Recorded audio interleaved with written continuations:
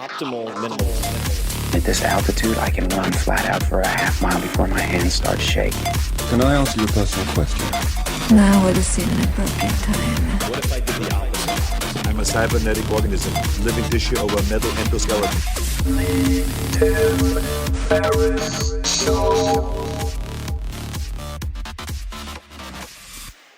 This episode is brought to you by Peloton, which I've been using probably for about a year now. Peloton is a cutting-edge indoor cycling bike that brings live studio classes right into your home. You can also do on-demand, which is what I do. We'll come back to that.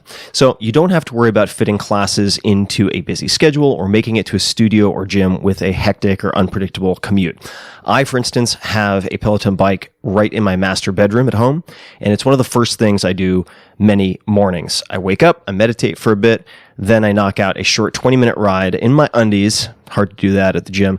Take a shower, and I'm in higher gear for the rest of the day. It's really convenient and has become something that I look forward to. So you have a lot of options.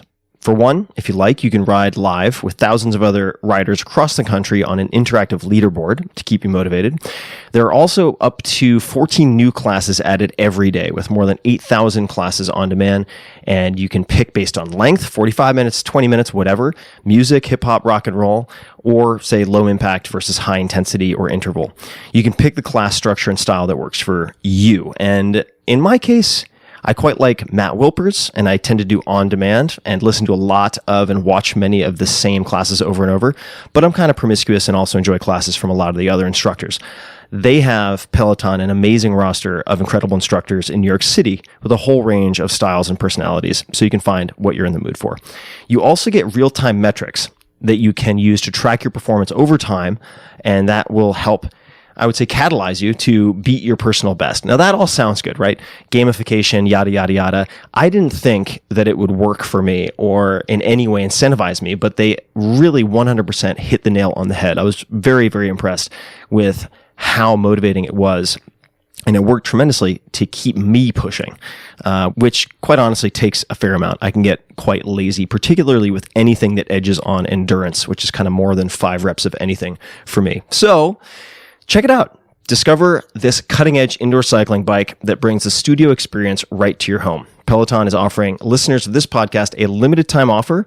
Go to onepeloton.com. That's O-N-E, Peloton, Peloton.com, and enter the code TIM, all caps, at checkout and get $100 off of accessories with your Peloton bike purchase. So get a great workout at home anytime you want.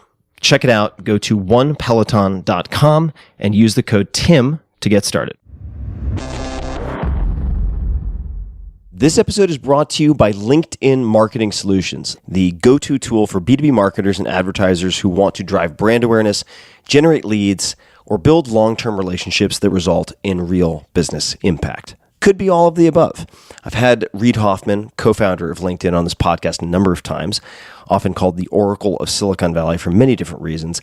And he, among other people and friends of mine, have made me more and more interested in LinkedIn as a platform, as an ecosystem in the last few years. And it's very nuanced. It's very subtle, but can be used in some very powerful ways.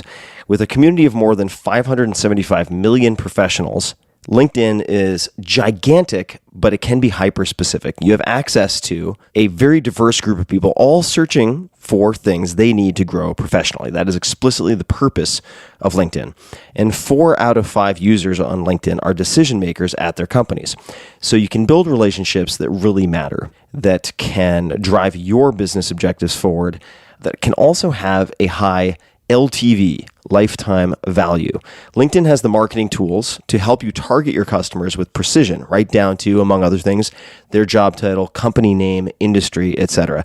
This is important because better targeting equals a message that your customers actually care about. And it also means your advertising is more effective and cost effective. So why spray and pray with your marketing dollars when you can be surgical? It just makes sense. To redeem a free $100 LinkedIn ad credit and launch your first campaign, go to linkedin.com/TFS. That stands for Tim Ferriss Show. So that is linkedin.com/TFS. Check it out. That's where you can go to get your free $100 ad credit. LinkedIn.com/TFS. Terms and conditions apply. Why, hello, my sexy little Mädchen and lads and lasses and all things in between. This is Tim Ferriss, and welcome to another episode of The Tim Ferriss Show, where it is my job and pleasure to interview world-class performers of all different types to tease out their lessons learned, habits, routines, favorite books, you name it. I try to get it out of them. And this episode, we have Amanda Palmer, a multi-hyphenate. She is a singer, songwriter, playwright, pianist, author, director, blogger, and ukulele enthusiast who simultaneously embraces and explodes traditional frameworks of music, theater, and art. She is one hell of a character, and this is not the first time we've met. She first came to prominence as one half of the Boston-based punk cabaret duo. Yes, that's right. Read 1000 True Fans by Kevin Kelly. The Dresden Dolls, you might have heard of them, earning global applause for their inventive songcraft and wide-ranging theatricality. Her solo career has featured such groundbreaking works as the fan-funded Theater is Evil, which made a top 10 debut on the SoundScan Billboard 200 upon its release in 2012, and it remains the top-funded original music project on Kickstarter. In 2013, she presented The Art of Asking, that's the name of the talk, at the annual TED Conference, which has since been viewed more than 20 million times worldwide. That is a lot of views. The following year, she expanded her philosophy from that talk into the New York Times bestselling memoir and manual titled The Art of Asking, subtitle, How I Learned to Stop Worrying and Let People Help. It is a fantastic book. In fact, I upgraded my life after an afternoon of reading that in a bunch of different areas. So very, very wholeheartedly recommend. Since 2015, Palmer has used the patronage subscription crowdfunding platform Patreon, that's Patreon, to fund the creation of her artwork. This has enabled her to collaborate with artists all over the world with more than 14,000 patrons, i.e. fans, supporting her creations every month. Palmer released her new solo piano album and accompanying book of photographs and essays titled There Will Be No Intermission on March 8th of this year, 2019. And it will be followed by a global tour. It was recorded in late 2018 with Grammy-winning Theater is Evil producer, engineer John Congleton at the helm. You can find Amanda on Twitter at Amanda Palmer, on her website, amandapalmer.net, and on Patreon at patreon.com/Amanda Palmer. This is almost certainly one of the rawest and most emotionally intense episodes of this podcast that I've recorded. And we will cover a lot of topics and a lot of extremes in different areas. I really enjoyed it. I found it very powerful in person, and I hope you find that to be the case as you listen. Without further ado, please enjoy this conversation with Amanda Palmer. Amanda, welcome back to the show. I am so happy to be back on the show. It has been almost 4 years since we last spoke, and there is so much that we can talk about. The interview that we last did seems simultaneously like it was yesterday and also seems like 1,000 years ago. Like life. Like life. And we've been chatting offline before recording, and I thought we'd start somewhere light, which is with books. And last time books we are spoke, heavy. Books literally heavy, sometimes thematically less so. And there was a book that you had mentioned also very kindly in Tools of Titan, so thank you. Well, I suppose it was removed from the audio, but nonetheless, Dropping Ashes on the Buddha, which is a book by an author whose name I still don't know how to pronounce properly. Seung-san. Seung-san, Korean Zen monk that you have gifted to many, many, many, many people. And could you give us just a very brief explanation of why that is, and then any new books, and I suspect I know one that might come up, that have had a large impact on you, your thinking, or anything else? Sure. So I read Dropping Ashes on the Buddha when I was 24, I think. My mentor, Anthony, gave me his copy. And he gave me a lot of books, and it was one of those coincidences where, who knows, there was probably a pile of books. I was going on a trip to Australia as a street performer. This is before I was a musician, professionally at least. And I remember being in Australia. It was a very difficult trip. I wasn't making much money, And that trip actually wound up being really like catalyzing in a lot of ways that I wouldn't fully realize until later. And I remember lying on the beach, this shitty beach in outside Adelaide where I was at the Fringe, and reading this book and just looking around and going, oh, wait, like, I get it. Do these people get it? Like, just having, you know, there are few moments in your life where like things actually really just seismically change and all of a sudden you're a different person. And it wasn't like I got hit with a ton of bricks because I read one sentence. But the book did do a kind of a number on me. And then I was actually really fortunate. I don't know if I've ever told this story. I got to actually grab all the lessons from this book, which were basically just the lessons of Zen Buddhism, non-attachment, being able to just sit with what is, the inability, you know, the ability to not freak out and to just watch life pass. And I got arrested right as I was finishing the book. Okay. For shoplifting when I wasn't really shoplifting, but sort of I was. So here's the weird story. The weird story is I was street performing a living statue character. I talk about it in my TED Talk called The 8-Foot Bride, where I'm like, you know, dressed all in white gloves, white face paint, white dress, black wig. And I showed up in Australia and I had forgotten one of the tools of my trade, which was a wig cap to gather all my hair up so I could put this black wig over it. And I was like, oh, fuck, I don't have a wig cap. It's a weird thing to buy. They don't sell them in your average store. Usually in Boston, where I lived, I would go to this bizarre hair salon store. And I was like, oh, where am I going to get something like this? I went to Woolworths. I bought a ton of other stuff. You know, whatever, $60, $100 worth of other items.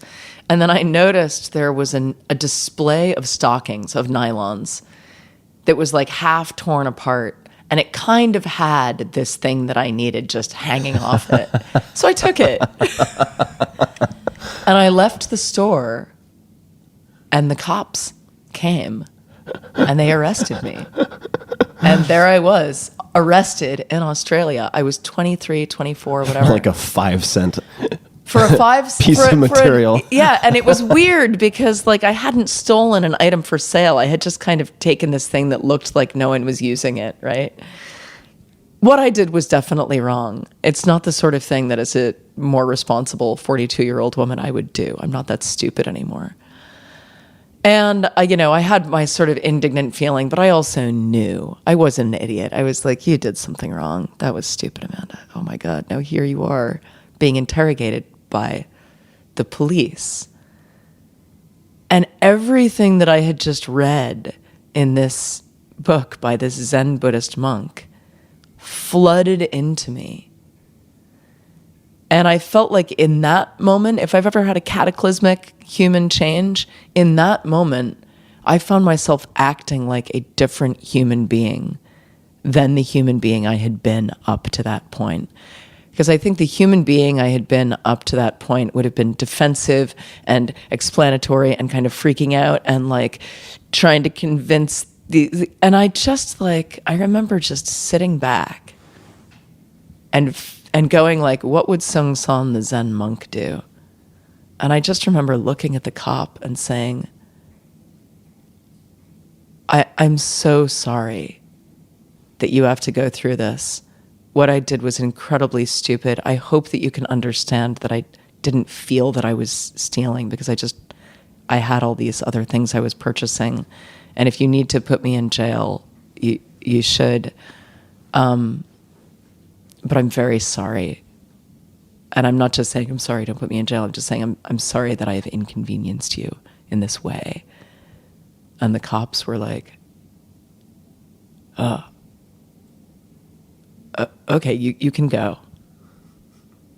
And I was like, I'm a Jedi master. I walked out of there and was like, but I mean, we laugh about that, but that is, Yeah. you know, Star Wars is really hits people deep for a reason. The Jedi lessons, the lessons of Yoda, are the lessons of Zen Buddhism. Non-attachment, you know, non-attachment to the outcome, sitting with what is, knowing that the power is not coming from some outside authentication. And, you know, and all of these things, the lessons of Zen and the book and Anthony, my mentor in life, they all sort of flicked me along that path. That's an amazing story. Yeah. Thanks for letting me tell it. Yeah. Thanks for kicking off the conversation with it. So that is one book Yeah. that's had a big impact. In the last 4 years, are there any others that come to mind that perhaps you've gifted to other people or not? Well, there's a book I'm absolutely obsessed with right now, so it's hard to think of any other books because I'm having a passionate affair with this one. It's called Why We Sleep, and it's by Matthew Walker. I had never heard of him. I saw the book in a bookstore and just picked it up because I thought that looks interesting. And it feels again like this seismic, you know, life-altering.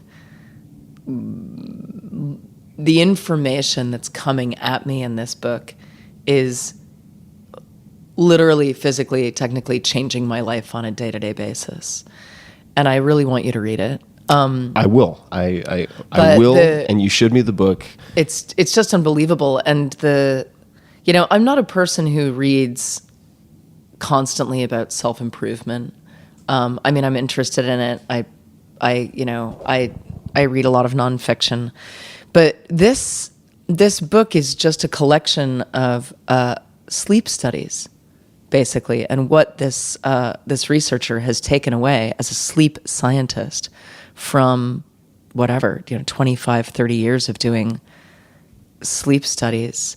And also, what we've learned about other mammals, how they sleep, why we sleep, what happens when we are asleep.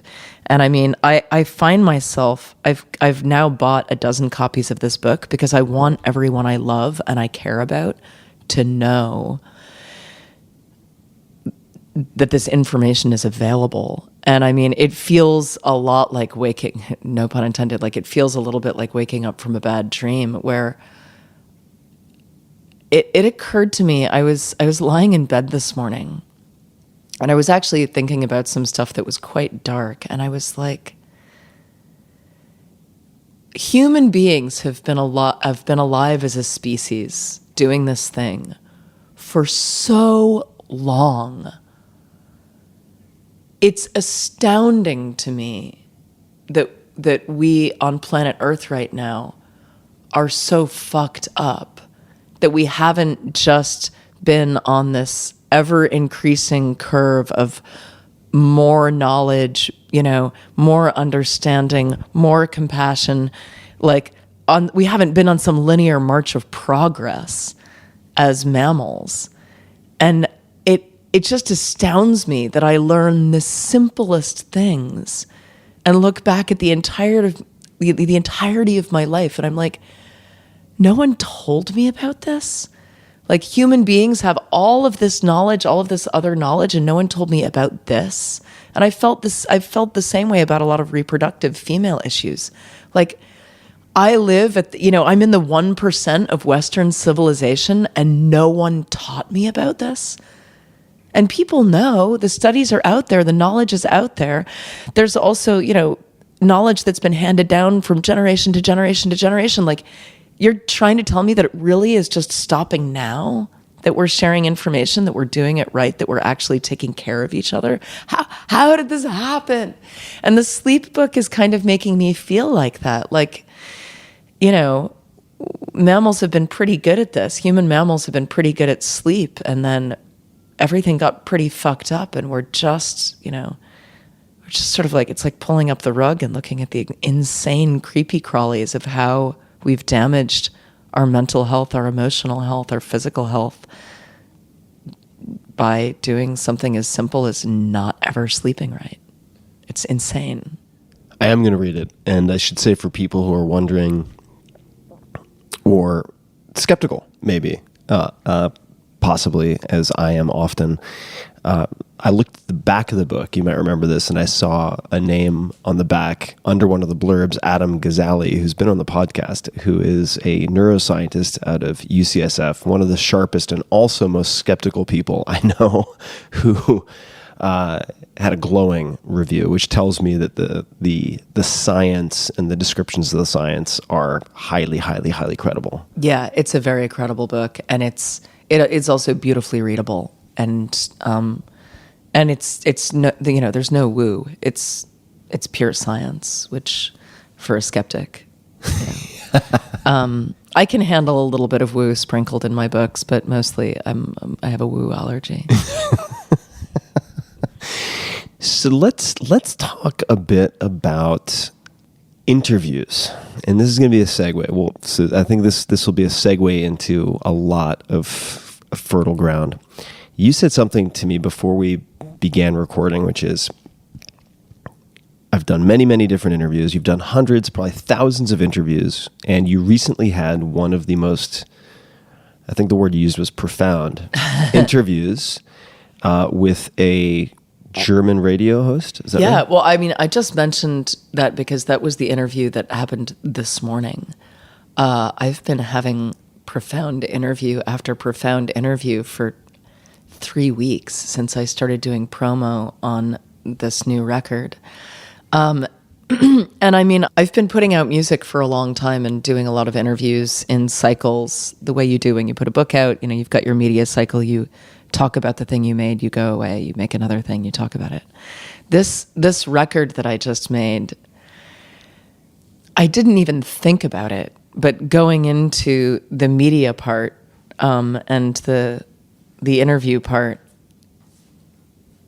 I mean, this is the most personal and most direct record by a long mile I've ever made. I talk about the death of my friend, my best friend, from cancer. I talk about abortion. I talk about miscarriage.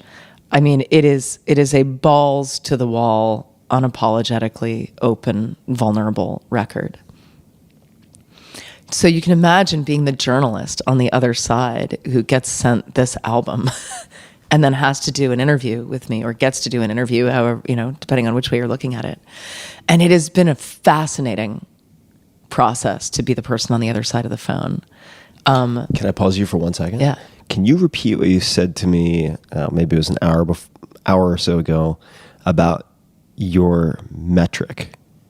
Oh, I said to Tim, the metric that I am using to measure the success of this record is not in numbers or stars granted to me by magazine critics, but it is number of human beings crying when they hear it or see me play it, which is a way more satisfying way to judge the worth of a record, and it's working. So I've had two kinds of interviews. I've done interviews with journalists who just keep it very light and superficial. So tell me about your record. What kind of space were you in when you wrote these songs? And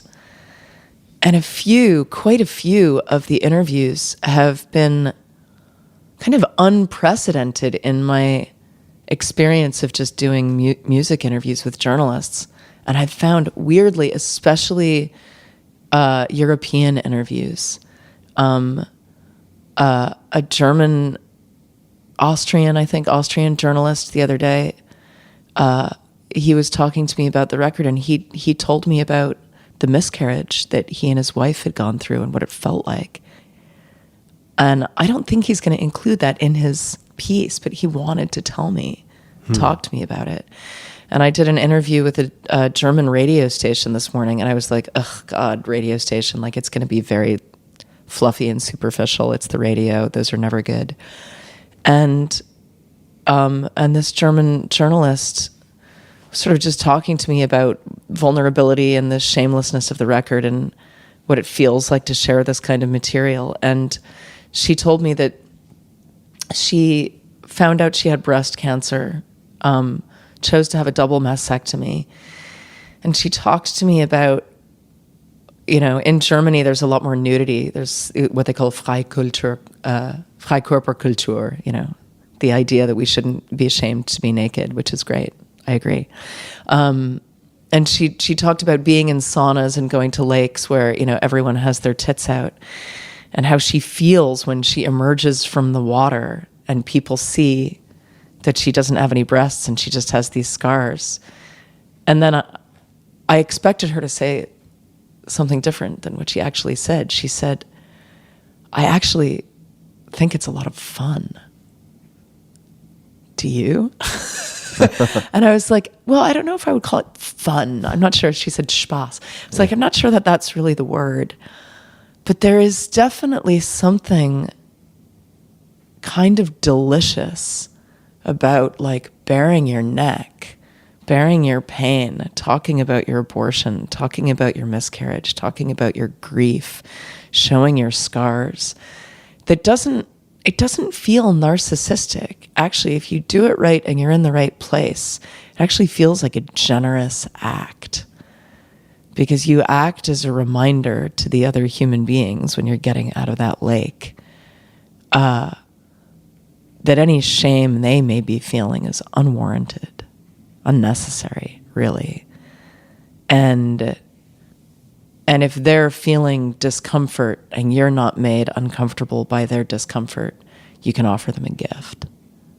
And being able to do that with music is, feels like my job right now. Like the ability to like get up there on stage and kind of bare my throat as a kind of a gift. I think it's a huge gift.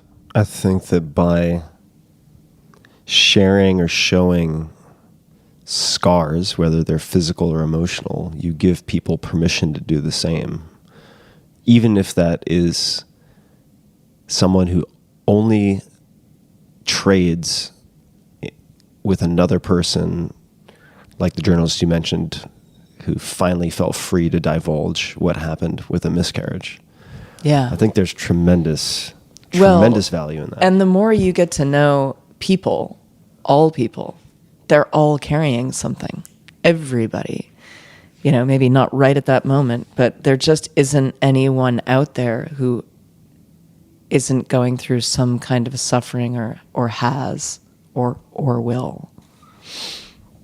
If you don't mind, so I really want to underscore how much has happened, and this isn't an exhaustive list, but this is in a book in front of me, which I've been reading since you gave it to me. There will be no intermission, but just to put in perspective what has transpired the last few years. You're going to ask me to read my book. Would you mind reading this portion? Just because Sure. we're gonna dig into we're gonna dig into some of it. So this book is kind of written to be a performance. It says, ladies and gentlemen, please take your seats. This performance will last 7 years. And actually, this piece gets read as a recording before my show, before I am seated at the piano when I tour this stage show, and it's read by Neil. Wow. And it's also sort of my way of bringing him with me on the tour. For those who don't know, Neil's my husband. Neil Gaiman, one of the most hypnotic voices you shall ever hear. He's got good radio voice. He does have a good radio voice. And this performance will last approximately 7 years. You will experience 2 abortions, one out of your control, another totally your choice. The death of your best friend after a 4-year dance with cancer. You will hold him in your arms as he takes his last breath 2 months before your first child is born. The unexpected death of another beloved friend You will stumble across him sitting there on his favorite chair in the living room. You will hold his cold, dead hand in your own. One ex committing suicide with a handgun. One childbirth, a 24-hour labor in the woods with no drugs. Parenthood during which your baby will fall from a shelf, a few beds, and other high places. One miscarriage, alone in a hotel room on a very cold Christmas night. Strobe light, smoke, and other special effects may be used. There is adult content and graphic language. There will be no intermission. So that's a lot. Just some light reading for you on a Sunday. Which of those, and it may not be clear, was most difficult for you? If that's even a decent question. I don't know if any stick out. Oh, Anthony's death, for sure. Anthony, the same mentor who gave you the book we discussed. He was. Yeah, Anthony and I had a really unique, blessed relationship. He came into my life when I was 9. I lived in a leafy green suburb, with my very, pretty normal household.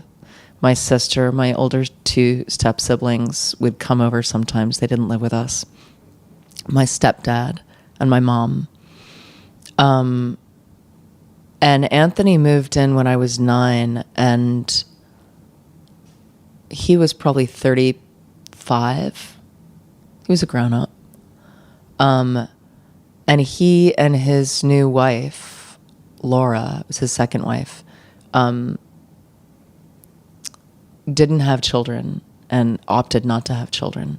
And Anthony and I kind of adopted one another. And he became to me, first nice grown-up neighbor friend, then mentor, then, important confidant, best friend by the time I was in my 20s. And he opened a bunch of doors that would have been otherwise completely unopened. Because, in Lexington, Massachusetts, I just wasn't stumbling upon this kind of stuff. My teachers weren't really showing me the way. My parents weren't really showing me certain ways. And I cannot imagine what my life would have looked like if this guy hadn't moved into that house. And when our relationship was so fundamental to me that if I ever needed to make myself cry for a project, for theater, whatever, all I would have to do is cast my mind into the possibility that he might die. And I would be brought to weeping. And then right around the time of right before my Kickstarter, so around 2011, he started having all sorts of strange health problems, one bizarre symptom after another, until finally he was told that he had a very rare form of leukemia and had 6 months to live. And then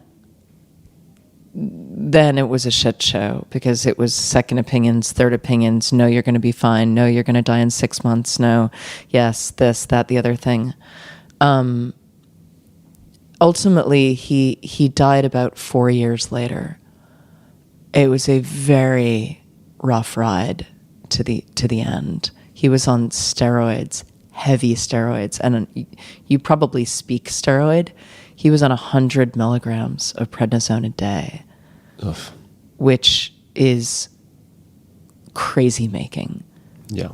I feel like I lost my friend not even to death, but to steroids, because his attitude towards life and towards me and towards everything became so vicious. And that was almost harder to see than death. And I changed my life. Neil and I were completely uprooted. We had sort of had a plan. Our relationship was still quite new. We uprooted ourselves. We moved to Boston. And I nursed my friend. I took him to chemo. I watched him die.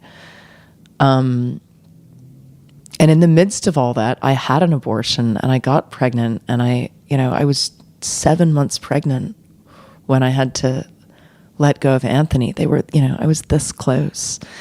And, nowadays, if I want to make myself cry, I can't think about Anthony dying anymore. He's gone. That ship has sailed. But I can really get myself going thinking how close I got to being able to introduce Anthony to my son, to Ash. They never got to meet. And Anthony would have been so incredibly proud to see me incarnated as a mother. And, but I also, he was my teacher, and almost feels like the last huge teaching that he gave to me was his death, and sitting with it and absorbing it and being okay with it and letting him go and not attaching. Grieving, weeping, but not regretting. How did you feel the day after that? I let myself get hit with the full weight of mourning. I woke up.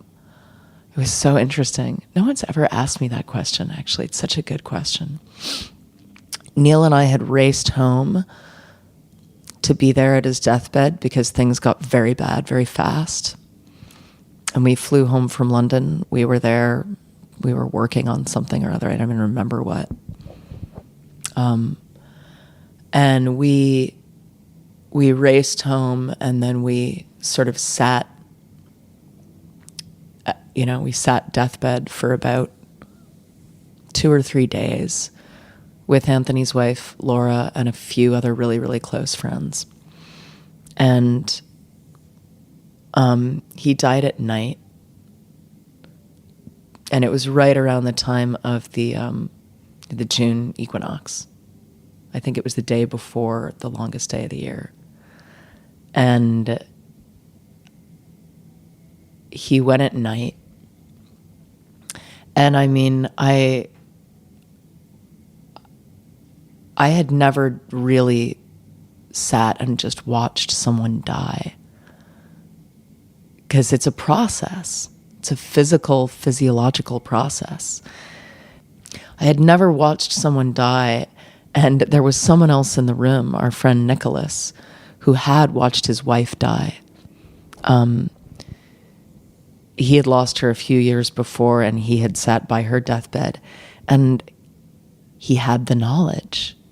He knew that certain things happened in a certain order when someone is just slowly checking out. What happens with your eyes? What happens with your breath? And I was like, wow, once again, no one ever told me any of this. Nicholas knows because he just went through it, but all of this hidden knowledge that I'm sure people who work in hospice must have down pat because they're taught. And he went at night. Neil and I went to bed together. We were all exhausted because we had basically been up for a few days waiting for this moment to happen. And I also felt a really strange kind of peace. And I woke up without an alarm the next day at dawn. And Anthony's body was still there. And I slept at my parents' house, across the driveway. It's just like childhood in reverse. And I snuck into Anthony and Laura's house. Anthony was just laid out in his hospice bed. And I sat there and I looked at his dead body and I thought, why are we told to be so afraid of this? I just remember feeling like, oh wow, there's no fear. There's this whole narrative about death and dead bodies, and it's also creepy and gross and scary. And I just felt an incredible kind of peace. And I sat down, and I started to meditate. And then our friend Nicholas, the one who had buried his wife, he had also woken up, it was bizarre. It was like 6 in the morning, 5:30, 6 in the morning. And I never wake up early. And he came in and he didn't say anything to me. And he picked up a guitar and he started playing. And I just spent the rest of the day with my phone off, as much as off as I could make it. And I was like, I know enough about fucking life at this point. I know that my only job right now is to feel this grief as deeply as I can. This is not something I want to defer or repress. I spent the whole day crying. I went to downtown Lexington. I went into Pete's Coffee crying. I went up to get a coffee crying. The guy behind the counter actually knew Anthony. He started crying. Everyone cried all day. But it didn't, it felt really natural. It felt really normal. And, not to skip too far ahead, but it actually isn't until now talking to you that I realized that experience resonated right along with how I felt when I had a miscarriage. It was the same sort of experience. And also that same feeling of feeling like I'd been kind of gypped by culture. That, no one told me that these things were so natural and that we come equipped to deal with them and that there's nothing scary about it. And that you don't need anyone to protect you from it. That actually taking it in is a lot better for you. The end. No, I'm just listening. Thank you for sharing that. You asked. Well, not everybody gives the real answer. And so thank you for giving the real answer. Would you like to say anything more about the miscarriage? To people who have experienced it, maybe felt shame, maybe never told other people. Yeah. There's been a fair amount of that in my family. Not that I've experienced directly, but I've seen it just kept secret for years, decades. Yeah. There's so much I could say about it, and I could talk about it for hours. But I found out that I was very happy to be pregnant. I was coming up on 3 months. Ash was 2. And Neil and I were over the moon. We were a little scared, but we were really excited. Why were you scared? Because we were just barely holding it together, juggling kid number 1. Because the two of us, if you haven't noticed, we are like relentlessly workaholic and productive, and figuring out how to do the dance with one child was just starting to feel workable. And I was like, okay, well, if I also believe the parents around me, this is going to be a game changer. Like a lot of parents will tell you, having a second child isn't like multiplying. It isn't 1 + 1 and then you've got 2 and it's just twice as much work. It's like 10 times as much work. You have to change the whole ecosystem if you want to support 2 children. And I buy it, and I've seen it firsthand, and I think that's true. And Neil was in London, and I went for what do you call it, ultrasound. And there had been a little bit of maybe things aren't totally okay because the baby's heartbeat had been a little slow, so I was already a bit on edge. And so actually, it's worth adding a part of this story that I'm not sure I've told. I remember walking from the ultrasound with the midwife down the hall of this clinic, and I was like, I'm just so fundamentally optimistic, and I barrel forth in life with this attitude that everything is going to be absolutely fine and go my way. And I just had that feeling. I just felt this like gut instinctive certainty that things were good. And so we're walking down the hall of this clinic, and the midwife looked at me and she said, why are you smiling? And she didn't say it in a mean way. She was really curious, like as if I had just thought of some funny joke that I was going to tell her. And I looked at her and I said, I'm just waiting for my good news, which I know is coming. And 5 minutes later, she told me, I'm really sorry, but the baby has no heartbeat. And I have to say, one of the things that occurred to me in that moment wasn't just, oh my God, I'm not going to have a child and I'm having a miscarriage. And I remember thinking in that moment,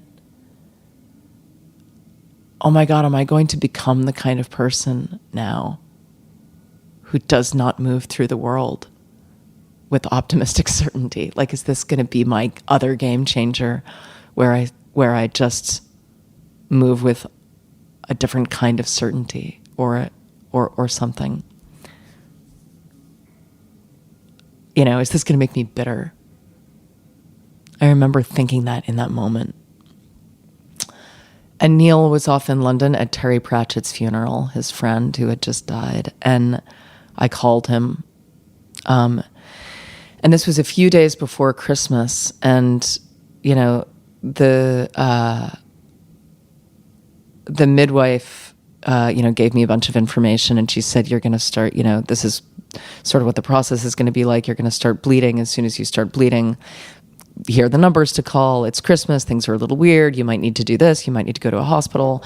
If you haven't started bleeding and, within 6 days, we're going to need to do a DNC, which is basically where they just go in and take everything out. And I'm being told this, 10 minutes after getting this news. And my head is just like swimming in grief and confusion and all of the plans I had made in my life literally collapsing in one moment. And Christmas happened, and I had a really, rough Christmas morning. It was me and Neil and his kids, and they all knew what was happening, and it was kind of hard, as you can imagine, to deal with like the joy of Christmas and let's all do this when you literally know that this is happening and about to happen. And I had bought myself 2 nights at Kripalu, which is like a yoga hotel in Western Massachusetts, as a gift to myself, Christmas night and the day after. And I was going to go there. It was like an 1.5-hour drive from our house. I was going to go there, be alone, do some yoga, sit in a sauna, or sit in a whirlpool or whatever. Probably wasn't going to sit in a whirlpool because I was pregnant. I was just going to do some self-care. And I had scheduled 2 pregnancy massages. And I just really wanted to get away from everyone because I was overwhelmed by feeling like I had to host all these people and be cheerful and be hosty. So I told Neil, I'm splitting. I'm still going to go. I'll be back in a day. So Christmas Day, I drove over to Kripalu. I checked in. I went to my 7:00 pregnancy massage. I hadn't called to say, hey, by the way, and this woman met me in the lobby, and she was so beautiful. And she came up to me and she said, I'm so excited to massage you and your little one. And I was like, let's not talk about it right here, but when we get to your room, I have a conversation I need to have with you. And we got into her treatment room, and I said, listen, I probably should have called ahead. I'm going through a miscarriage right now. And she looked at me and she said, this may sound weird, but I'm really relieved because I just had a miscarriage and I was not looking forward to this appointment. Huh. And she laid me on her table and she canceled whatever she had next. And I said, just take care of me. And she found every labor-inducing spot on my body. She just treated me, like her sister. We wept together. She gave me this enormous hug. She wished me well. I went back to my room. I fell immediately asleep. And about an hour or 2 later, I woke up in labor, having a miscarriage. And I was like, oh, right. All of those things the midwife told me, like, I'm on a mountain in Western Massachusetts. It's Christmas night. am I really going to call a hospital right now? Or can I do this myself?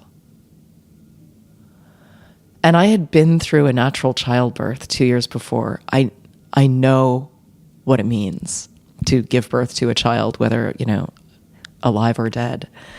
And I didn't know exactly what to expect because no one had really told me. But I imagined what it would be like to pick up the phone and call an ambulance. Or I was like, I guess I could get in my car, but I'm not in good shape. I'm in labor and I'm bleeding.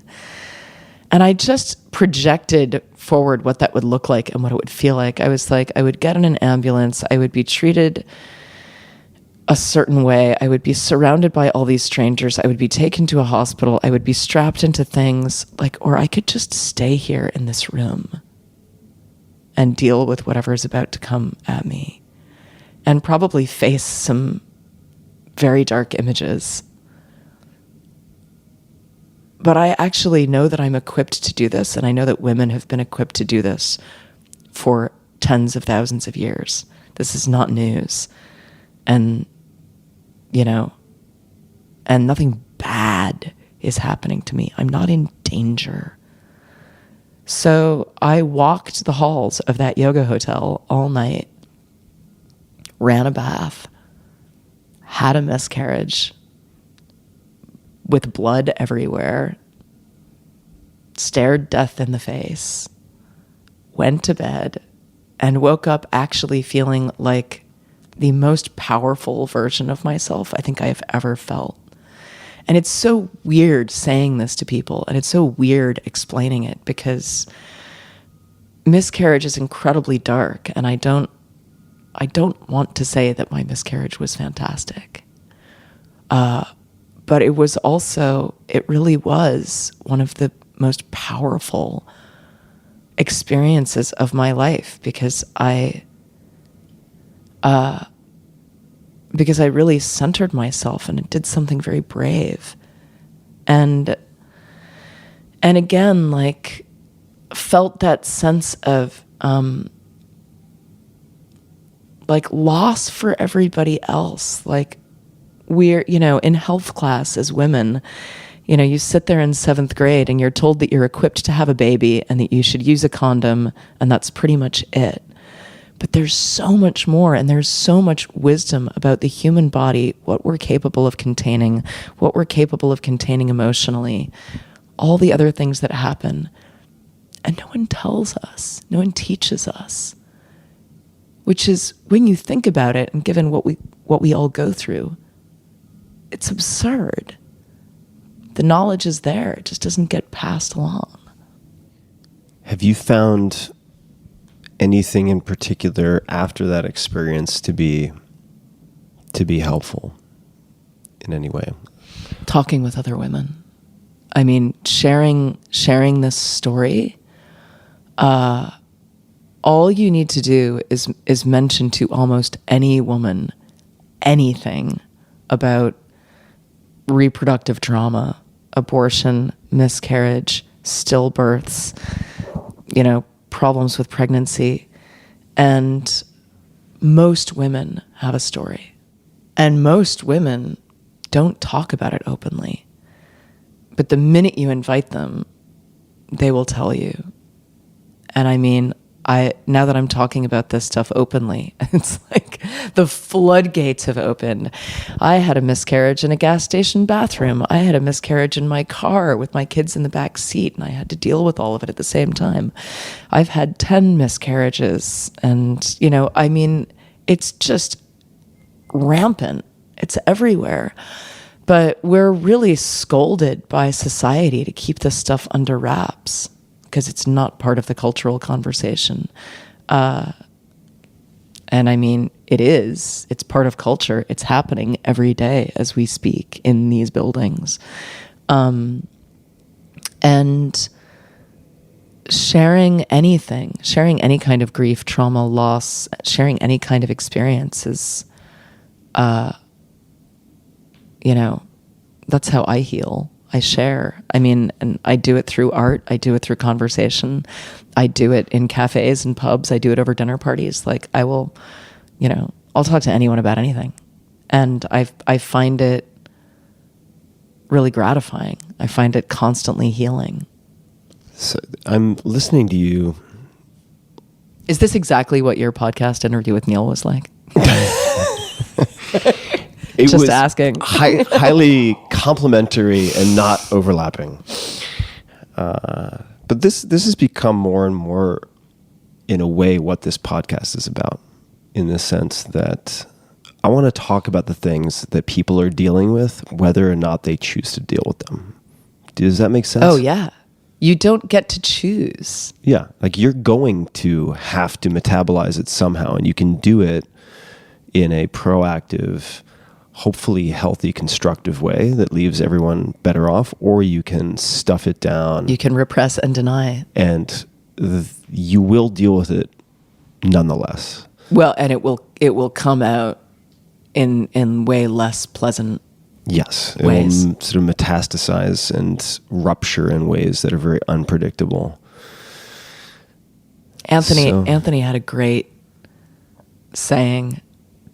I don't know if it was an Anthony original or he picked it up from someone else, but he said, if you don't deal with your demons, they go into the cellar of your soul and lift weights. That's a good one. Yeah. That is a really good one. That is a great one. And so this actually brings up a question, hearing you speak so candidly about all these things, and you just said, I'll talk to anyone about anything. There's a woman named Tara Brach who I haven't spoken with in years, but she wrote a book called Radical Acceptance, which I found very powerful, which was referred to me by a female neuroscientist who is even more skeptical than the Adam I mentioned earlier.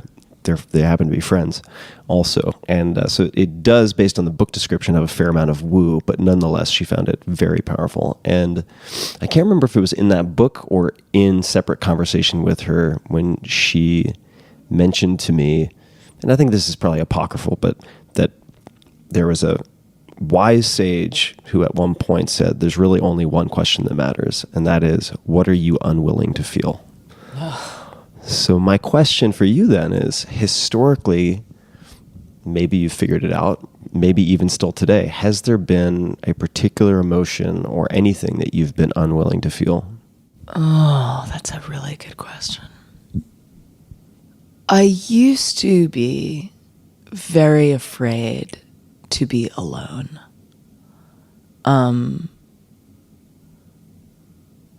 And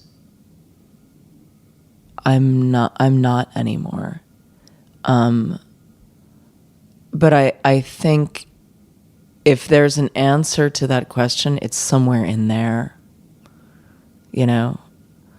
I think, we always hide in plain sight, right? You're not doing this podcast for no fucking reason. And I don't do the work that I do for no reason. And Neil didn't pick science fiction, fantasy, and Sandman for no reason.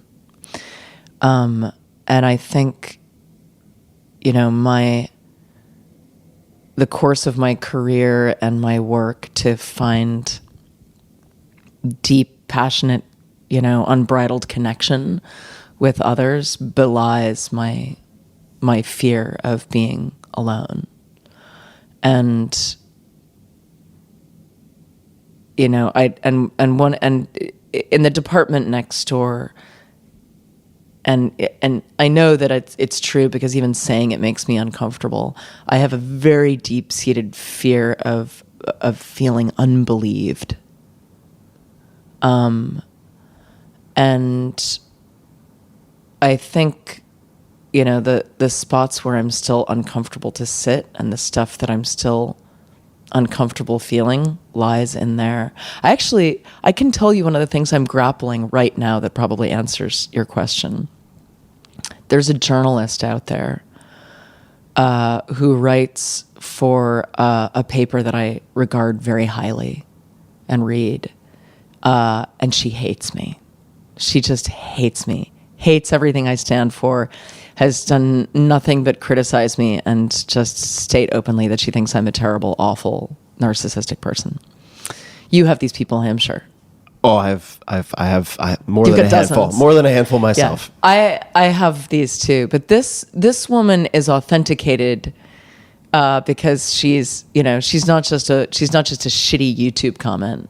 She's a journalist at a really respected outlet, and she's cock-blocked my record. It won't ever be written about or reviewed in this paper, and I'm obsessed with her. I can't stop thinking about how I want to win her over and change her mind and force her to love me and connect with me and see the light and da, da, da.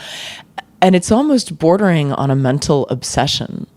You know, I found this out 8-9 days ago, and it's plagued my thoughts every day, even as the record gets critically hailed, even if it is, like every other review is great, everyone is crying, every tear is shed, every show is sold out. Like none of it matters because I have been unable to capture this one person's love and acceptance and attention. And the fact that that's my Achilles heel, that like that's the bear trap that my leg is in right now, speaks a lot about what I am unwilling to feel. Like I'm unwilling to feel unloved by everyone. But I'm also way better at it than I used to be. Yeah. I can at least sit here and pontificate about that, examine it, and go, oh yeah, that's that thing that you do. That's cute. Enjoy that. Wait a couple weeks, it'll go away. You mentioned, or I should say used a phrase just a few minutes ago, and I can't remember the exact wording you used, but it's something about being unbelieved. With any of these, whether it's the fear of being alone, the fear of not being believed, do you have any memory? Do you have an earliest memory of feeling that way? Yeah, it's my first memory. I even write about it at the beginning of The Art of Asking. And it actually, it was only thanks to a yoga retreat that I was on probably in my early 30s. We did an exercise, a really beautiful exercise as a group. There's maybe 50 people at this retreat.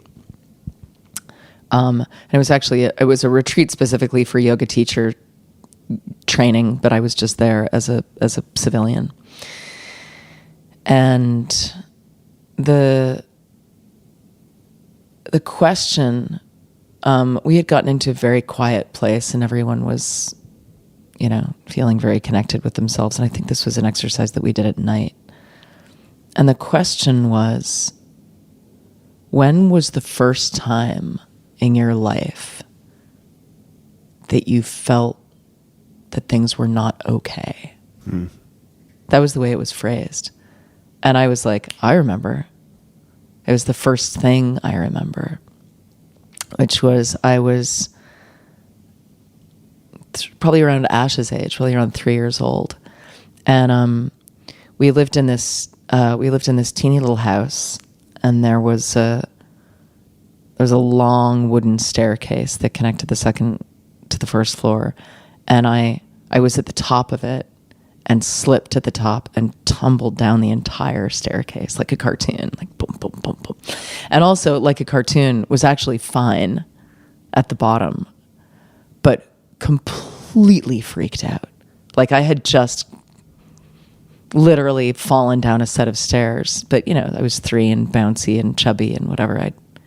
There was no blood, there were no broken bones, but I was shocked. I had the wind knocked out of me. I was disoriented. I was terrified, and I ran straight to the kitchen.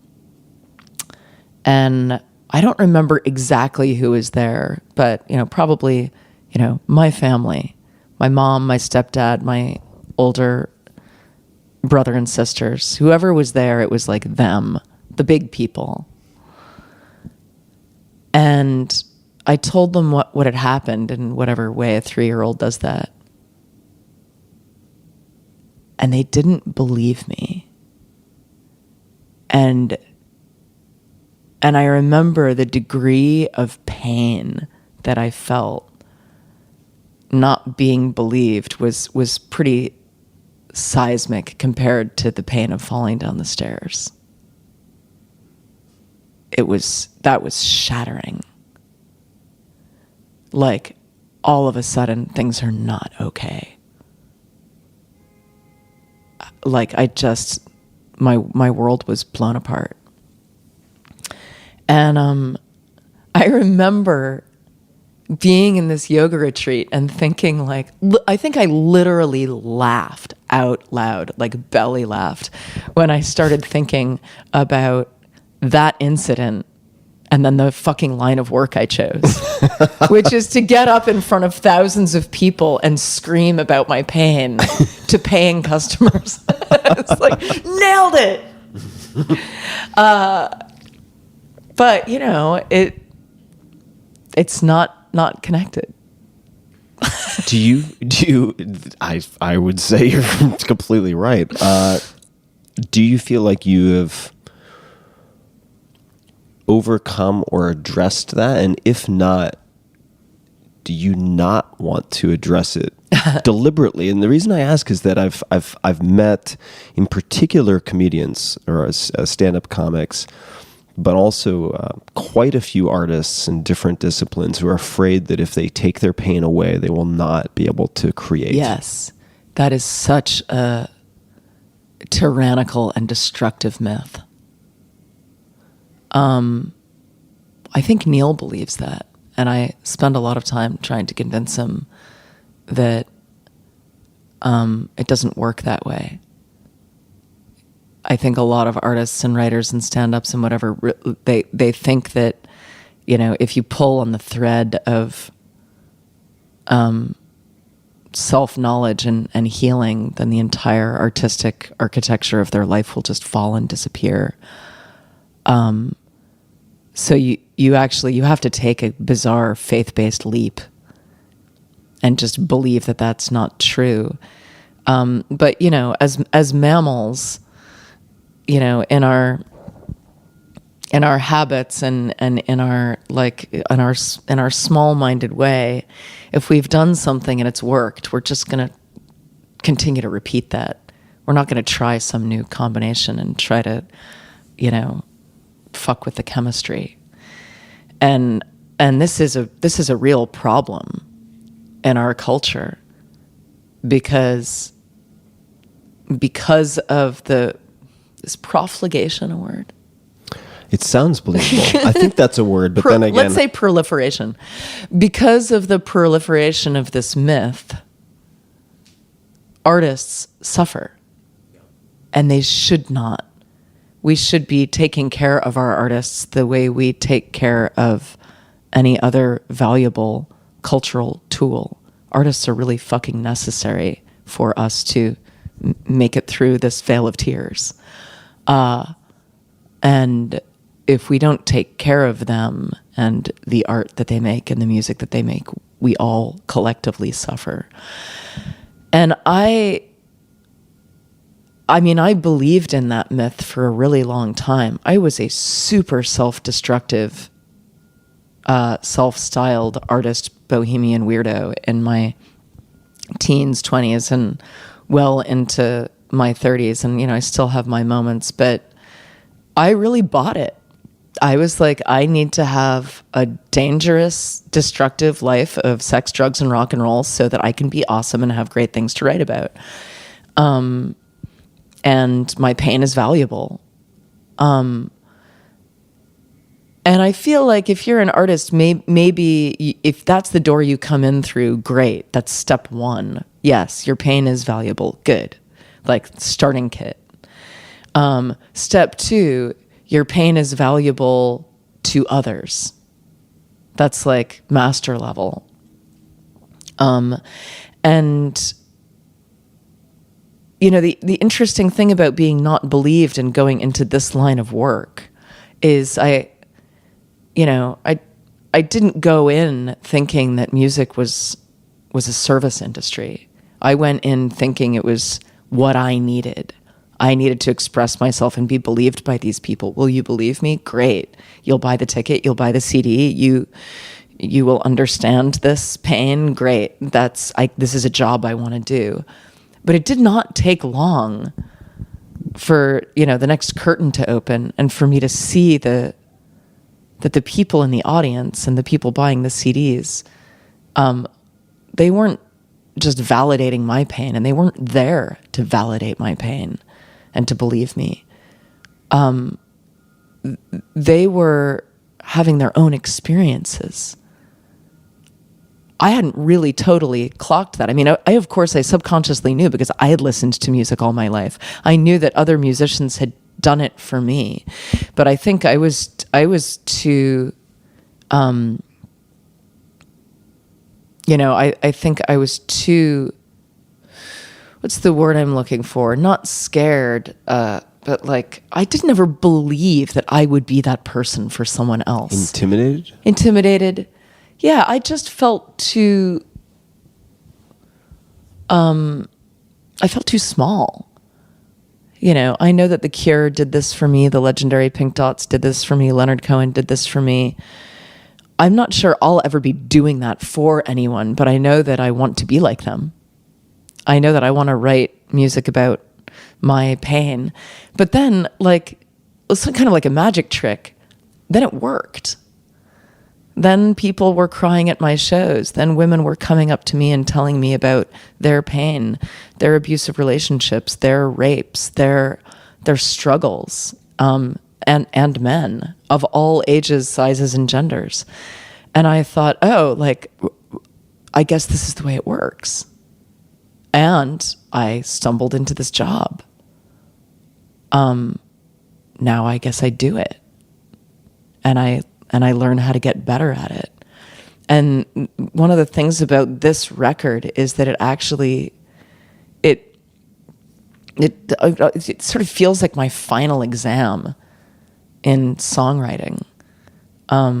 It's the most raw, unedited, offering from a place of grief, but also like empowerment and enlightenment that I could offer up to anyone out there who would need it. It's in a way, it's like, it's the most medicinal record I've ever made. And I know because I needed it. If I needed this medicine, it's probably going to work on other people. You try it. Is this going to work on you? And that's been what it is. So I want to underscore a few things I think I heard you say. Because they strike me as very, very important, and I'll use my words because I'm not gonna. I don't have the memory to repeat what you said verbatim. But the first is that you can use your pain without always allowing your pain to use you, in the sense that we could tie it into the experience you had on the beach before your shoplifting, and even during and after, which is, if we're using a metaphor from meditation, if your pain is, if experiencing your pain and being driven by your pain and being reactive to your pain is being inside the washing machine, you can actually do a better job of seeing what is inside by zooming out 12 inches and being outside of the washing machine. Yeah. And that allows you to use the content of your suffering, to use the content of your pain while having a better understanding of it and being able to shape it like a sculptor so that you can better wield it and impart it to other people. You befriend it, almost. One of the most powerful lessons I have had in the pain department and the understanding what we're calling pain was going through a natural childbirth, which when people ask me to describe it, the best thing I can come up with, and it is not necessarily an analogy that works for all people, but it's like an acid trip. Like you have to let go of the wheel or you will really suffer. And what gets in the way a lot, I think, when women go in to have babies is that they are told that this will be extremely painful. But there's a difference between the kind of pain that is childbirth and the kind of pain that is someone just sliced your arm open with a razor blade. One is danger. You are in danger, and your pain is sending you a very, very specific, loud message that you are in danger and you need to take action. And the other kind of pain is really more describable as a kind of a discomfort, but it's not danger. And the more I think about our bodies and the messages they send us, because our body, any kind of pain or discomfort is always a message from somewhere. As soon as I really, as soon as I was in labor, when I was having Ash, and my labor was 24 hours, as soon as I went into labor, I really clocked and took on board the idea that this wasn't dangerous pain. And because I was sort of able to flick a switch in there and have a conversation with myself and my own body in which I said, self, you're not in danger. This is just uncomfortable. It didn't really feel like pain. It felt like discomfort. And that made me much more able to just sit with it and deal with it. But so many women, when they go into the experience of having childbirth, are just frightened to death by people, by doctors, by narrative, by whatever like bullshit TV dramas they've seen on your average soap opera where there's a woman shrieking in agony, being wheeled on a gurney with 6 people around her with a baby inside of her. That like you are going to be in pain, and pain is bad, and you need to stop this pain. Which is why most women will just race to take drugs and get an epidural, which winds up being very, very, negative and with a knock-on effect for both baby and mama. And what a classic metaphor for our entire fucking society. If you're feeling pain, just stop the pain. Don't think about why you might be in pain. Don't think about where it might be coming from and why you might need to feel it or feel this discomfort. Just fucking get rid of it. And we have a handy product for you that we're willing to sell you at great expense to yourself to just make that pain go away. But as you said earlier, that's never a sustainable option, ever. The polar opposite also isn't sustainable, which we've been talking about as it relates to a lot of artists, but not just artists, and that's the fetishizing of pain and using pain as sexy pain or creative pain, which exists, but you don't want to be a vessel or a hammer looking for a nail everywhere, because you're going to end up hammering a lot of screws, and that doesn't make a whole lot of fucking sense. And I would say also that as someone who has or had for decades fetishized pain, and I took great pride in having a very, very high pain tolerance, that it's important, I think, if you identify strongly with pain, if that is a primary driver in your life, if it's something you romanticize or fetishize or view as your friend, which it sometimes is when it's giving you a message, ask yourself, am I putting pain in pole position because I'm unwilling or unable to feel other things? So I just want to feel something. Yeah, well, because pain can become a kind of a muzak that drowns out the other conversations that you should maybe be listening to. Yeah. Because pain can be annihilating, and annihilation can feel great if you're annihilating other things. Yeah. You know? Yeah, well, there are different ways to numb yourself. One is by taking away the pain using different agents, and the other is to use pain so frequently or to make the volume so loud that it drowns out other things. And for those people who feel like they might in some way identify with what I'm saying, the book I mentioned earlier, Radical Acceptance, is very, very, very helpful for this.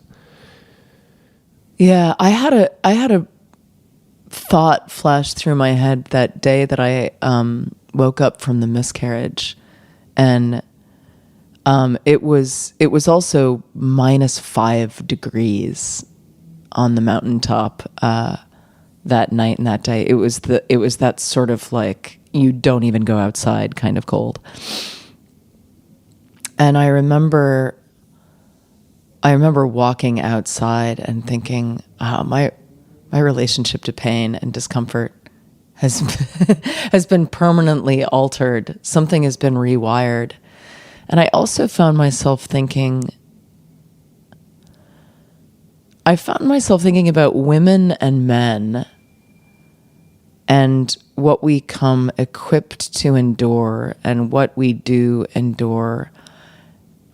And I found myself thinking, men, you know, there's in the male narrative, especially recently, and when I say recently, I mean like whatever the past few thousand years of patriarchy, there's this real machismo and this male narrative around violence and war and strength and the ability to withstand pain for a noble cause and bloody battle after bloody battle. And I thought about all of that. It was sort of like I had this, this flash, like the montage of male violence through recent history. All the wars, all the battles, all the bloodshed, all of the comrades. And while holding that image in my mind, I thought about being up in the hotel room alone, like as a woman, surrounded by blood and holding this dead baby and thinking,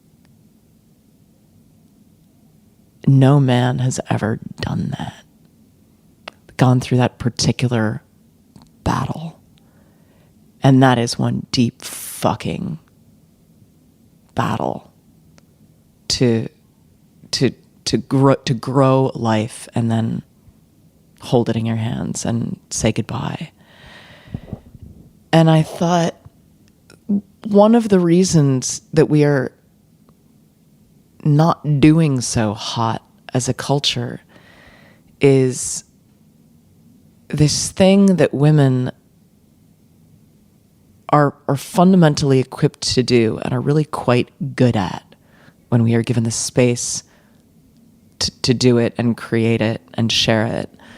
And the thing that men are, come just equipped with DNA-wise, and I don't want to get into gender politics because things will get very dangerous. But we're so bad at taking care of each other in these departments, at supporting each other. And the strength that women have had for thousands of years to deal with the dark side of reproduction and to deal with the real, like, visceral, bloody life and death of periods and stillbirths and abortions and dead babies, it's not nothing. It is badass. It requires an incredible fortitude and strength of body and mind to go through experiences like that. And women go through it, but they don't really get a ton of credit.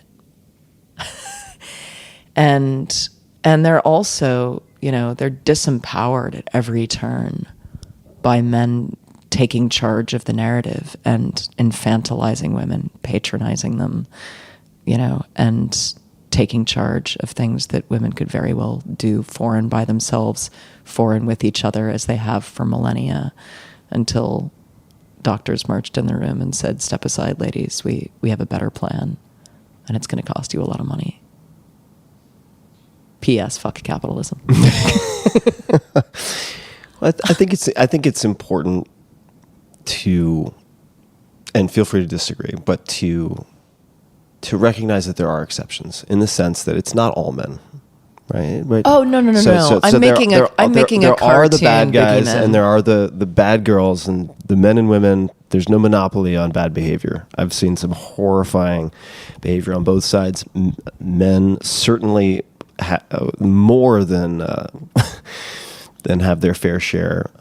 But in part, if I'm looking at it from my perspective, this is stuff I wanted you to talk about, right? And I think that, speaking from the vantage point of someone whose own family would not talk about these things. What do you mean? For instance, miscarriage, right?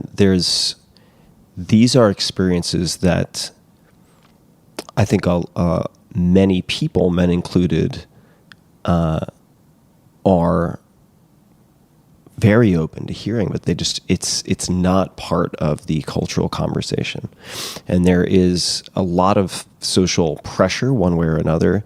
There's a lot of censoring, and there's a lot of self-censoring also. Yeah, absolutely. And it's one thing that's become so clear to me in the last handful of years, especially since I've written publicly about family and personal struggles with major depressive episodes and near suicide in college. The most important thing I've ever written is some practical thoughts on suicide, which is a blog post about that. And much like your experience putting out this record and this book, I suspect, and even before that, but I think especially with this, you realize that everyone you bump into, every person you see, we're up here on a high floor in a high rise looking down at these thousands of ants, and every single one of those people is fighting a battle we know nothing about. Yes. And the scale and depth of suffering, the experiences, male and female and everything in between, that people have endured or suffered or had inflicted upon them is enough to boggle the mind. I mean, it's so valuable to have you sharing your experiences, and to have other people. In a few weeks, I'll be having someone from the Special Forces come on to talk about a lot of what is suppressed or not openly discussed, even in those worlds, when it comes to PTSD and I believe it. A lot of the They struggles. should read the sleep book. The sleep book. Yes, this is a longer conversation. Actually, there's a Kirk Parsley, separately for people who are interested in sleep, is former Special Forces who focuses on sleep specifically. For those people who want to Google that later, but the without rambling too long, I suppose the point I'm trying to make is that the way we all become more comfortable talking about pain and simultaneously recognizing the courage and the capabilities and the incredible strength that people can bring to bear on this situation, certainly including women, is by talking about them. Yeah, and it sort of gets back to what I keep seeing, the major theme nowadays with everything politically, with feminism, here, there, with art, which is that it feels like a paradox, especially given the cultural Kool-Aid that we've all been raised with, but vulnerability is incredible power. And we're hammered so hard with the opposite message that it can be very hard to really believe that. Yeah. until you do it and do it again and do it again and practice doing it and realize that actually the knock-on effect and the What is the knock-on effect? I actually don't know what that is. You mentioned it earlier. well, by the knock-on effect, I just mean the effect period. When you actually take the plunge and make yourself vulnerable, whether that means discussing your suicidal thoughts or being open with your community about your abortion or admitting to a paralyzing fear or whatever your bag is, the effect of that, we're taught that that's such a terrifying thing to do. And we fear whatever is waiting on the other side of that, ridicule or rejection or, just being dismissed or whatever. But my personal experience has taught me that there's just an immense amount of bounty on the other side of that every single time. And I've now been practicing it for long enough that I don't have to believe it anymore. I just know. And at least in my experience, one thing I realized not too many years ago was that when you put armor on and you keep it on long enough, it's true that can keep a lot of scary things outside, but it also can keep a lot of scary things inside. And it's heavy to wear around. It's a barrier. How has, and this is something that I know you're, at least based on our conversations, quite passionate about, but how has moving to a fan-supported model changed you or your art, or both? It's changed both, and it's impossible to discuss the life without the art and the art without the life at this point. I was actually pretty blindsided at how profound the effect on my life, on my day-to-day life, on my artistic life, switching to a Patreon model was. I thought that it was going to be like a good, convenient, nice, sustainable way of giving my fans an avenue to pay me, once and then kind of not be bothered, because I would have their credit card and I could charge them at will instead of bugging them every 18 months with a crowdfunding scheme. And I knew that I would appreciate the predictability of having a certain amount of money every month, and that they would appreciate not being assaulted with an NPR style fundraiser that was going to irritate the hell out of them once a year. And I also knew that, like, my fans are my fans. It's not like I'm going to find a new batch of 25,000 people the next time I do a Kickstarter. It's those people. It's one community. So going back to the well every year to do to Kickstarter another record just seemed like it was going to be exhausting on both sides. So when Patreon came along, and for people who don't know what Patreon is, it's basically a kind of a sustained subscription to an artist. So I have 15,000 people right now backing me at about $3 a month just to work, to do what I need to do, to podcast, to release demos, to write, to film. And I offer back a lot. There's basically a channel of my work, and I blog, and there are little perks here and there, but mostly it's a nonprofit, not a nonprofit model, it's an NPR model. You're just paying for me to broadcast, and I will send you my broadcasts personally, with a bow tied on them if you're my patron, and everyone else in the world basically just gets to tune in. But I did not understand how disorientingly liberating it would feel to all of a sudden not have to have the second thought every time I had an artistic thought of, how am I going to sell this? How am I going to market this? this idea is pretty good. This idea is genius. This song is great. This album is great. And every artist grapples with this tightrope between art and money constantly. It's such a bizarre combination of things to think about. You know, here you are writing a song, bearing your soul. That's thought number one and activity number one. And then activity number two is, okay, how is this thing going to pay your rent? How are you going to get this thing, you know, from your soul out into the marketplace, into the hands of someone who will authenticate you, sell it, and then give you a paycheck? And I actually hadn't realized that, you know, being part of the major label system, which I was, and then being an independent artist, which I was, but still out there doing like the daily grind and the daily hustle to make sure that there was money coming in so that I could pay my staff and make my work and pay my recording studio bills. I just did not realize how much of the pie chart in my brain was the hustle versus the art. And even though I still do the hustle and I still need to run my Patreon, as soon as thousands of people said, Amanda, just relax. We've got your back. We're going to pay you. So take your time, say what you need to say, sing what you need to sing, and we're in. We've already bought the song. Now tell us what you have to say. It was almost like being punch drunk. When did that become real for you? Because right, there's a shift at some point where you're like, maybe I'll try this.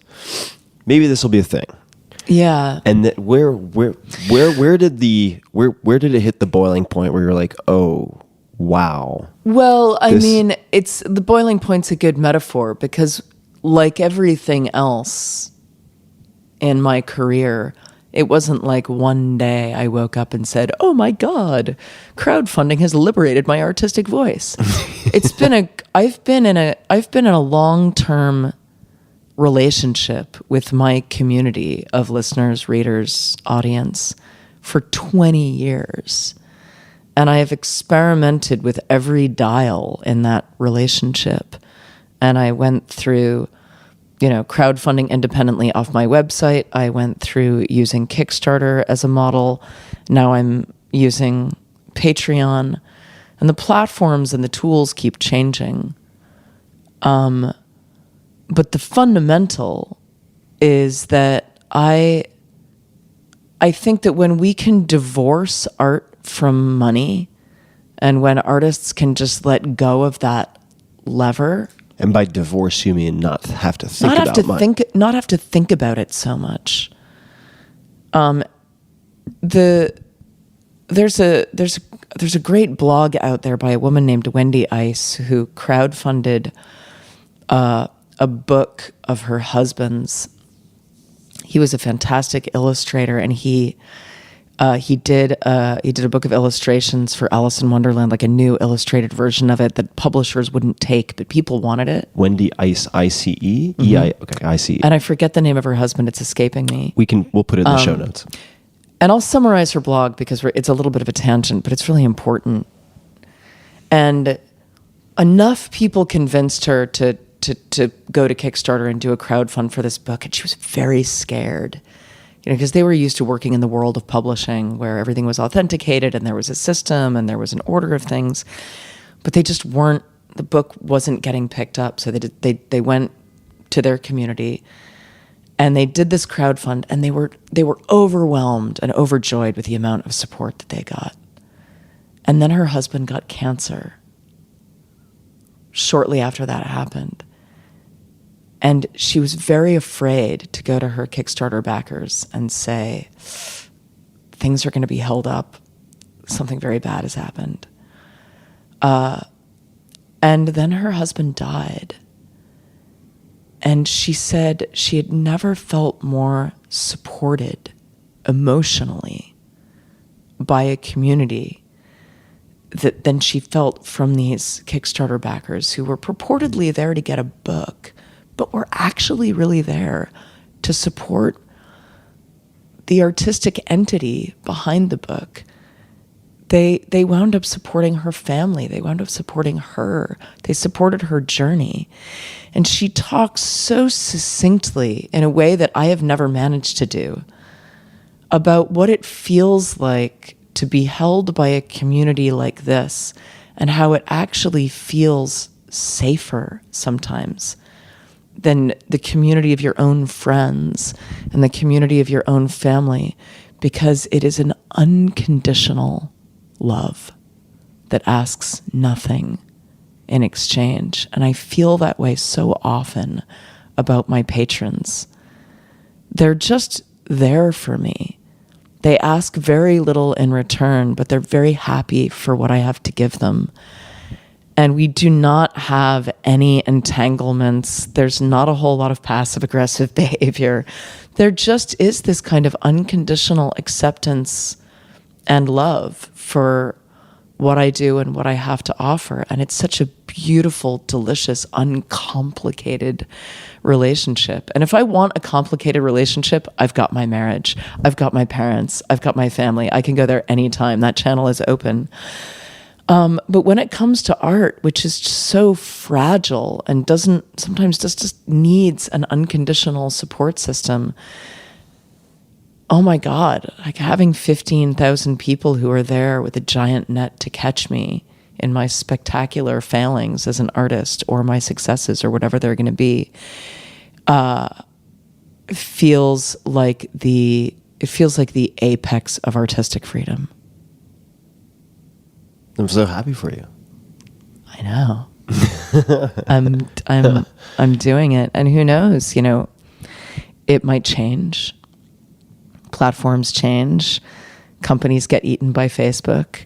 You just never know. But the point is actually not the technology, not the platforms, not the companies, not Patreon, not Indiegogo, not Facebook. It's what human beings are capable of doing for and with each other. The platforms, whatever, they'll change, they'll evolve, they'll be more or less helpful in our endeavors. But what I am exhilarated by right now and really inspired by right now is that Kickstarter seems to have kicked down the door for people understanding that this kind of support and patronage was available and started to chip away at the stigma. And now Patreon is kind of picking up where Kickstarter, at least for me, kicking up where Kickstarter left off.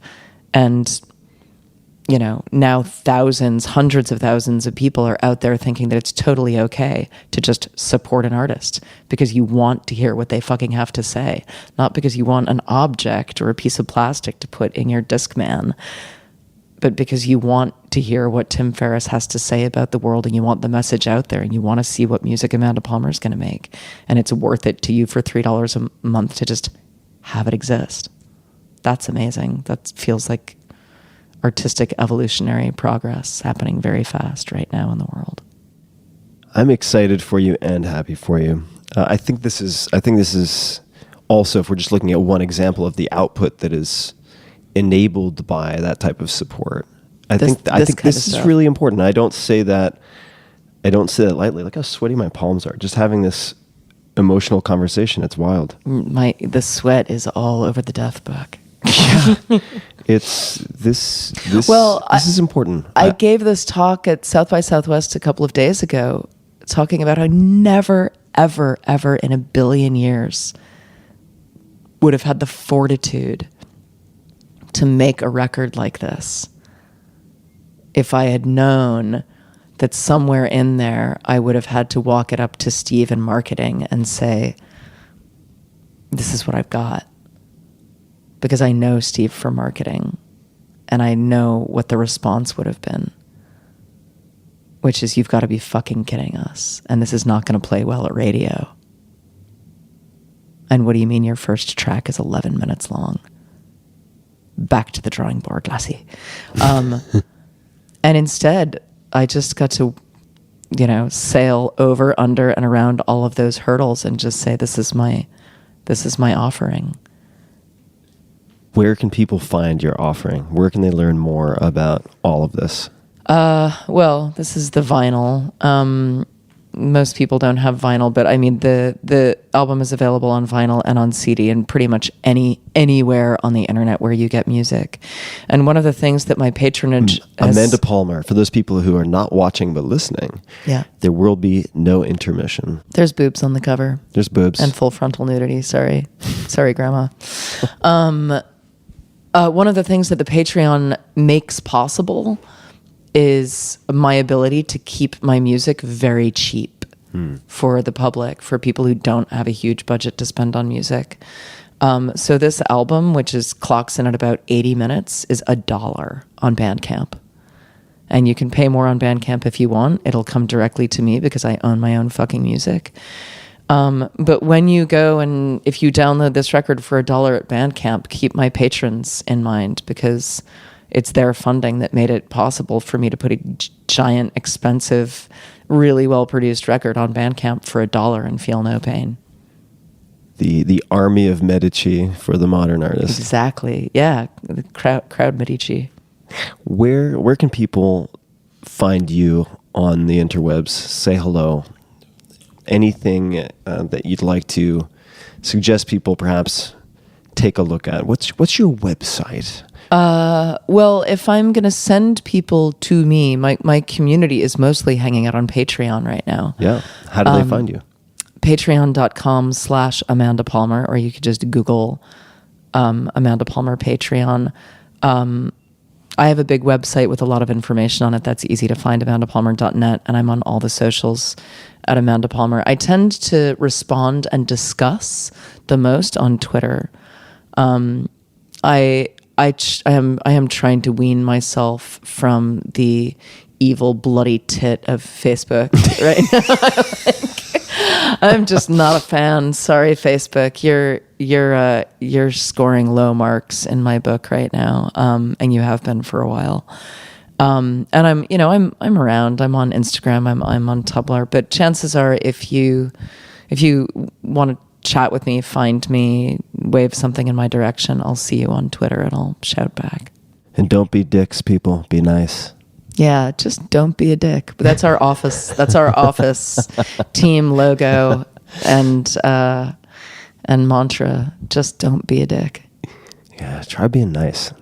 It's and I'm very lucky that my audience. I feel really blessed with the audience. I've somehow managed to have form around these ideas that I borrow from other people and share and blend together and put out there. They tend to be very, very, very supportive and mostly constructive.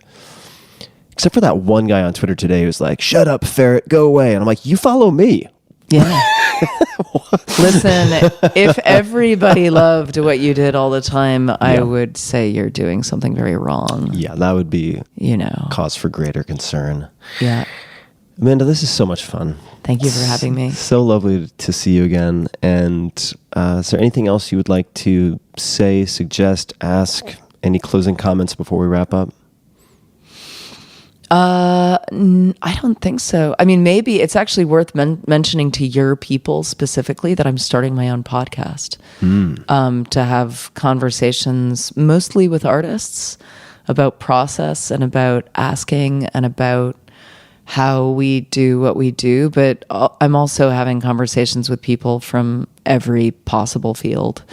I talked to David Eagleman, who's a neuroscientist. I'm going to be talking with people from Planned Parenthood. I'm going to be talking to social scientists and, anyone who has anything interesting to share. I want to hunt them down and chat with them. And I'm calling it the art of asking everything. And I'm figuring it out right now. But if you want my voice in your head, if you can handle more, just stay tuned to whatever channels of mine. It will probably be hard to avoid when I launch it. Step into the Palmerverse. The Palmerverse. And you shall hear the noise and the news. There will be no intermission. I'm also going to start a death metal band. Well, my death metal band will write the theme song for my Happy Hippie podcast. Amanda, thank you for making the time. I think you are an awesome human being, Tim Ferriss. Thank you for existing and doing this. Thank you, Amanda. And I hope we have many more conversations. We will be having more conversations, in fact. Things coming up. And to everybody listening, you can find links to everything we talked about in the show notes, as always, at tim.blog/podcast. Just search Amanda's name and it'll all pop right up. And until next time, thank you for listening. Hey guys, this is Tim again. Just a few more things before you take off. Number one, this is 5 Bullet Friday. Do you want to get a short email from me? Would you enjoy getting a short email from me every Friday that provides a little morsel of fun before the weekend? And 5 Bullet Friday is a very short email where I share the coolest things I've found or that I've been pondering over the week.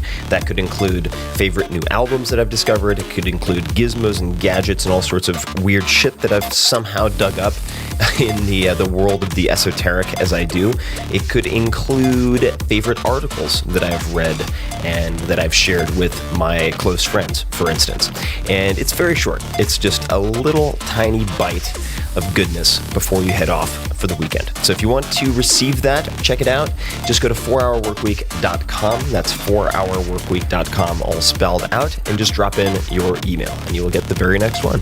And if you sign up, I hope you enjoy it. This episode is brought to you by LinkedIn Marketing Solutions, the go-to tool for B2B marketers and advertisers who want to drive brand awareness, generate leads, or build long-term relationships that result in real business impact. Could be all of the above. I've had Reid Hoffman, co-founder of LinkedIn, on this podcast a number of times, often called the Oracle of Silicon Valley for many different reasons. And he, among other people and friends of mine, have made me more and more interested in LinkedIn as a platform, as an ecosystem in the last few years.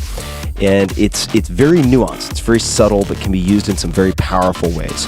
With a community of more than 575 million professionals, LinkedIn is gigantic, but it can be hyper-specific. You have access to a very diverse group of people, all searching for things they need to grow professionally. That is explicitly the purpose of LinkedIn. And 4 out of 5 users on LinkedIn are decision makers at their companies. So you can build relationships that really matter, that can drive your business objectives forward, that can also have a high LTV, lifetime value. LinkedIn has the marketing tools to help you target your customers with precision, right down to, among other things, their job title, company name, industry, etc. This is important because better targeting equals a message that your customers actually care about. And it also means your advertising is more effective and cost effective. So why spray and pray with your marketing dollars when you can be surgical? It just makes sense.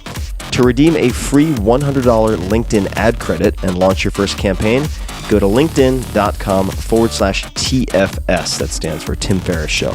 So that is linkedin.com/TFS. Check it out. That's where you can go to get your free $100 ad credit. linkedin.com/TFS. Terms and conditions apply. This episode is brought to you by Peloton, which I've been using probably for about a year now. Peloton is a cutting-edge indoor cycling bike that brings live studio classes right into your home. You can also do on-demand, which is what I do. We'll come back to that. So you don't have to worry about fitting classes into a busy schedule or making it to a studio or gym with a hectic or unpredictable commute.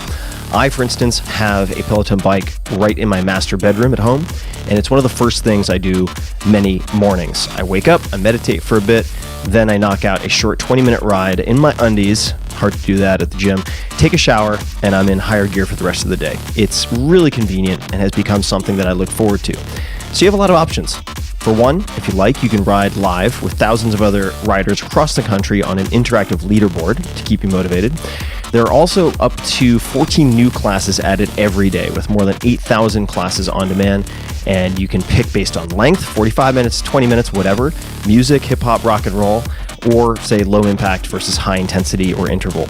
You can pick the class structure and style that works for you. And in my case, I quite like Matt Wilpers, and I tend to do on demand and listen to a lot of and watch many of the same classes over and over, but I'm kind of promiscuous and also enjoy classes from a lot of the other instructors. They have, Peloton, an amazing roster of incredible instructors in New York City with a whole range of styles and personalities, so you can find what you're in the mood for. You also get real-time metrics that you can use to track your performance over time and that will help, I would say, catalyze you to beat your personal best. Now, that all sounds good, right? Gamification, yada, yada, yada. I didn't think that it would work for me or in any way incentivize me, but they really 100% hit the nail on the head. I was very, very impressed with how motivating it was, and it worked tremendously to keep me pushing, which quite honestly takes a fair amount. I can get quite lazy, particularly with anything that edges on endurance, which is kind of more than 5 reps of anything for me. So check it out. Discover this cutting-edge indoor cycling bike that brings the studio experience right to your home. Peloton is offering listeners of this podcast a limited-time offer. Go to onepeloton.com. That's O-N-E, Peloton, Peloton.com, and enter the code TIM, all caps, at checkout and get $100 off of accessories with your Peloton bike purchase. So get a great workout at home anytime you want. Check it out. Go to onepeloton.com and use the code TIM to get started.